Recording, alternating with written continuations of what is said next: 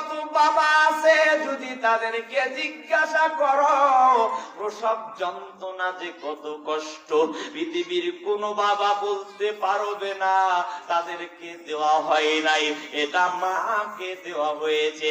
3 number, একজন মা যেদিন সন্তান জন্ম দেয় পৃথিবীর মুখে আসে, মা 1 দিন 2 দিন 3 দিন নয়, 2.5 বছর থেকে 3 বছর, সালাসুনা শাহরা কোরআনের আয়াত রয়েছে, নিজের স্তন থেকে সন্তানকে দুধ দিয়ে বড় করে, যা পৃথিবীর কোনো বাবা দেয় নাই, বাবাকে দেওয়া হয় নাই। বিশ্বনবী বলেছেন সাহাবীরা শুনে রাখো, এই 3টি কাজ একজন মা এলে গত বছর বলে গিয়েছিলাম, মনে আছে কিনা একটু স্মরণ করে দেখুন।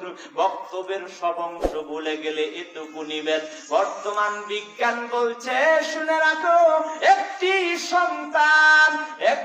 সন্তান তার মার স্তন থেকে দিনে 8 বার দুধ পান করে, একবার 1 পোয়া খায়, 8 বারে কয় কেজি হয়? কয় কেজি হয় জোরে বলেন? একটি সন্তান দিনে তার মার স্তন থেকে 2 কেজি দুধ পান করে।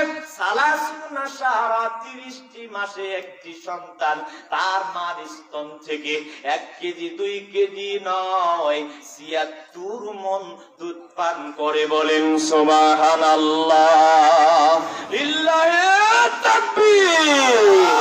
বিশ্বনবী বলেছেন সাহাবীরা এই 3টি কাজ পৃথিবীর মাকে দেওয়া হয়েছে, যা বাবা জানে না, বাবাকে দেওয়া হয় নাই।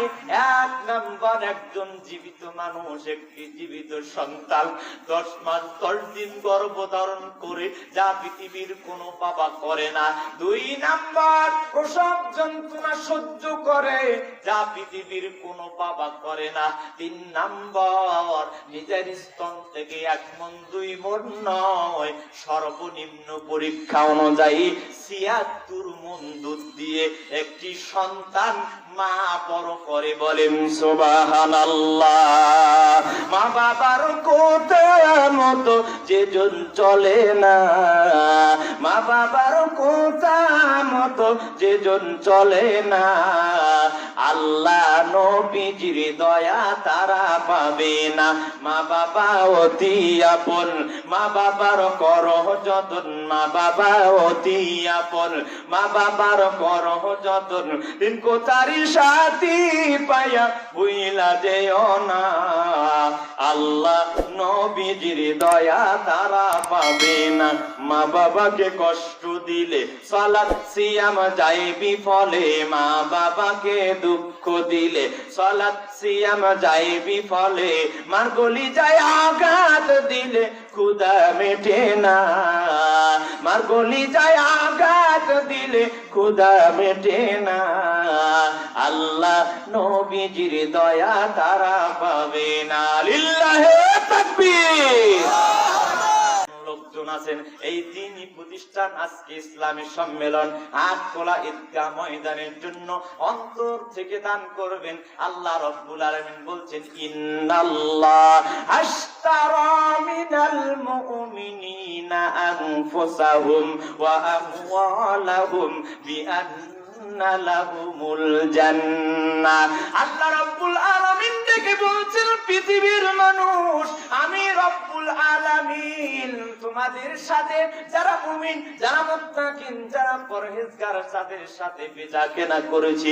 যারা পৃথিবীর বুকে মুমিন হবে আমি আল্লাহ তাদের সাথে বেচা কেনা করেছি। কি বেচা কেনা করেছি?